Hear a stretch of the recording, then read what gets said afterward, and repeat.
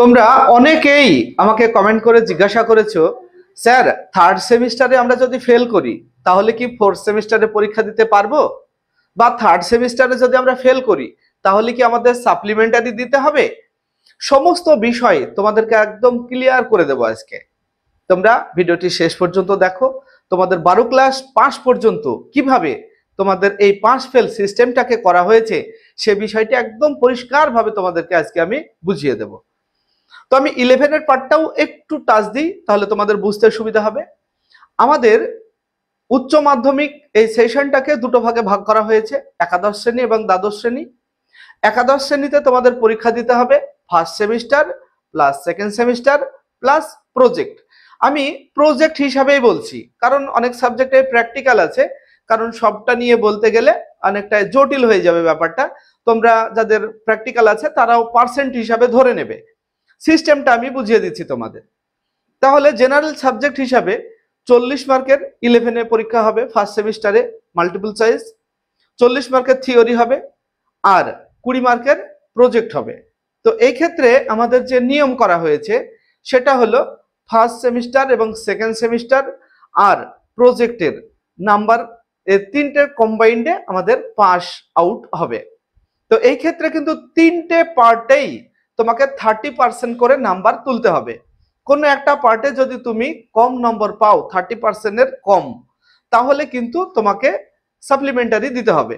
তো আমি চলে আসি ফোর্থ, মানে আমাদের যে 12 দ্বাদশ শ্রেণী হিসাবে। তো দ্বাদশ শ্রেণীতে আমাদের পরীক্ষা দিতে হবে third semester, fourth semester plus project. প্র্যাকটিক্যালটা তোমরা ধরে নিও, যাদের প্র্যাকটিক্যাল আছে পার্সেন্ট হিসাবে ধরে নেবে। তো থার্ড সেমিস্টারে আমাদের কি হবে, শুধুমাত্র আমাদের মাল্টিপল চয়েসের একটা পরীক্ষা হবে থার্ড সেমিস্টারে। আর ফোর্থ সেমিস্টারে আমাদের 40 মার্কের থিওরি হবে প্লাস 20 মার্কের প্রজেক্ট হবে। তাহলে আমাদের থার্ড সেমিস্টারে এখানে কিন্তু প্রজেক্টের ঝামেলাটা নাই, এখানে পাস ফেল ব্যাপারটা কিন্তু প্রজেক্টের থাকছে না। আমাদের প্রজেক্ট বা যাদের প্র্যাকটিক্যাল আছে তাদের এই ঝামেলাটা থাকবে ফোর্থ সেমিস্টারে গিয়ে। তাহলে থার্ড সেমিস্টারে আমাদের শুধুমাত্র 40 মার্কের যে পরীক্ষা এইটার উপরেই পাস ফেলটা হবে। তো এখানে ধরো আমাদের 6টা সাবজেক্ট আমি একটু বোর্ডে দেখিয়ে দিই তোমাদের।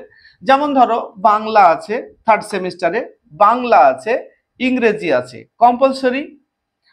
ইলেকটিভ সাবজেক্ট থাকবে 3টে আর একটা হলো ফোর্থ সাবজেক্ট যেটা অ্যাডিশনাল। তাহলে মোট হলো 6টা। এই 6টা সাবজেক্টে প্রত্যেকটাতেই তোমাকে 30% করে নাম্বার কিন্তু তুলতেই হবে। অর্থাৎ আমি একটা সাবজেক্টের উদাহরণ দিয়ে যদি বলি, জেনারেল সাবজেক্টগুলিতে 40 মার্কের পরীক্ষা হবে, তো 40-এর মধ্যে তোমাকে কিন্তু 12 তুলতে হবে।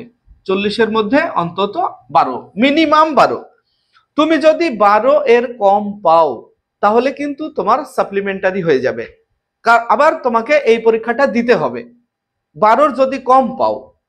তো সেক্ষেত্রে তোমার ওই পরীক্ষাটা কবে হবে, সাপ্লিমেন্টারি পরীক্ষা কবে দিতে হবে? সাপ্লিমেন্টারি পরীক্ষা দিতে হবে তুমি যখন ফোর্থ সেমিস্টারে পরীক্ষা দেবে।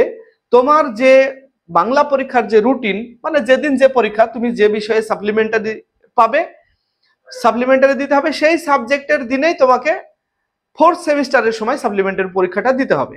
তো কিভাবে, বাংলা পরীক্ষা ফোর্থ সেমিস্টারে যে ডেটে হবে সেই ডেটে তোমার 1টা থেকে মানে 12টা পর্যন্ত তোমাদের পরীক্ষা হবে। 10টা থেকে 12টা পর্যন্ত 2 ঘন্টা পরীক্ষা হবে ফোর্থ সেমিস্টারে, থিওরি পরীক্ষা 2 ঘন্টার।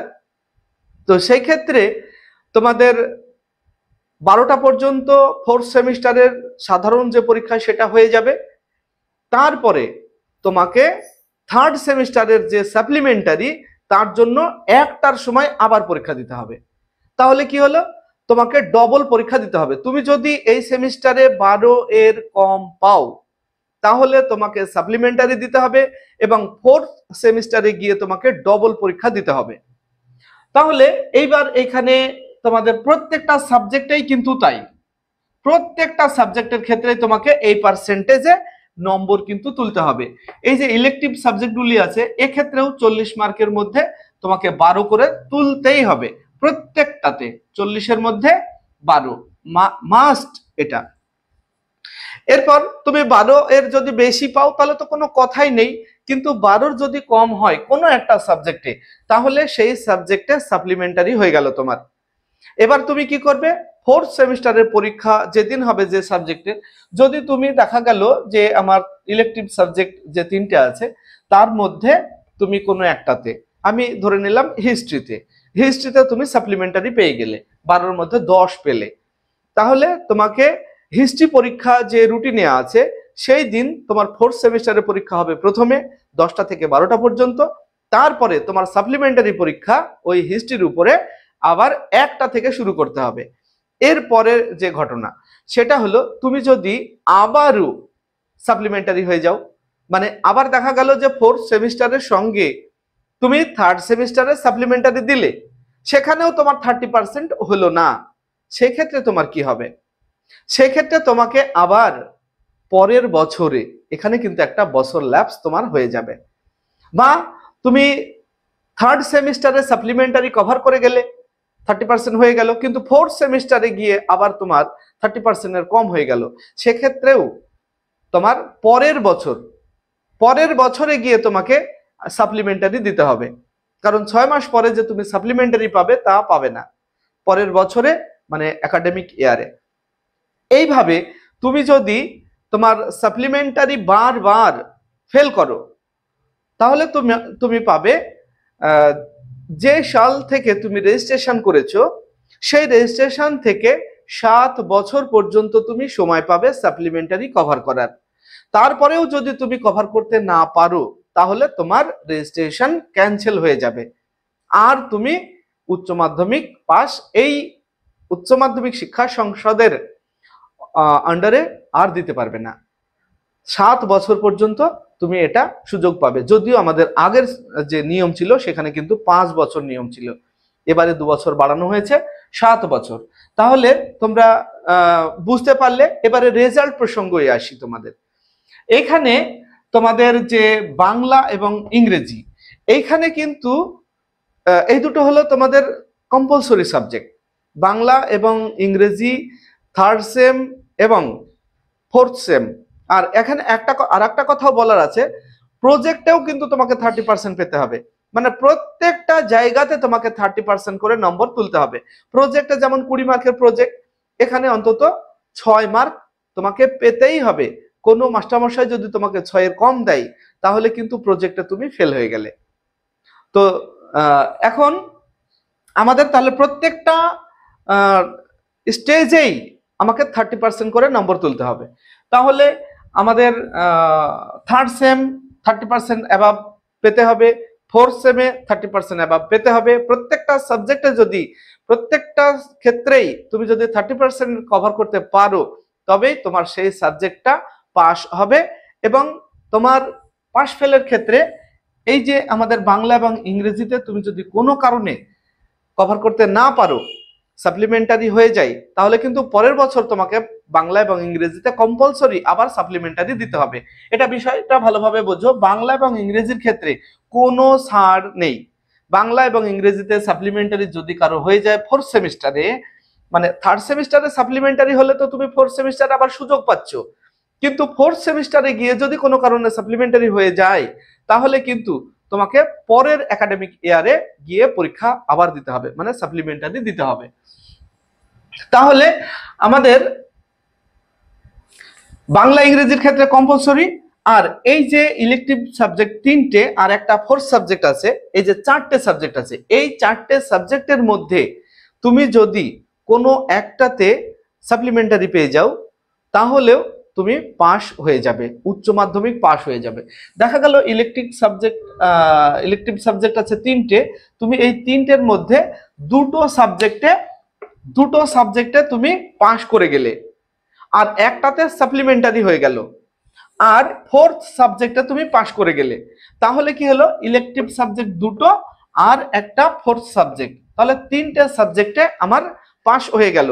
আর আমার যে মেন সাবজেক্ট ছিল 3টে ইলেকটিভ সাবজেক্ট, তার মধ্যে একটাতে সাপ্লিমেন্টারি হয়ে গেছে, এক্ষেত্রেও তুমি পাস আউট হয়ে যাবে, তুমি উচ্চ মাধ্যমিক পাস সার্টিফিকেট পেয়ে যাবে। এবারে আসি তোমাদের রেজাল্ট প্রসঙ্গে। তোমাদের যখন রেজাল্ট দেওয়া হবে তখন কিন্তু সবগুলোতেই তুমি ভালো রেজাল্ট করেছো, সেই ক্ষেত্রে কি হবে, এই যে তোমার ফোর্থ সাবজেক্ট, এই ফোর্থ সাবজেক্টে তুমি ধরো 90% নম্বর পেয়েছো। ফোর্থ সাবজেক্টে ধরো তুমি 90% নম্বর পেয়েছো।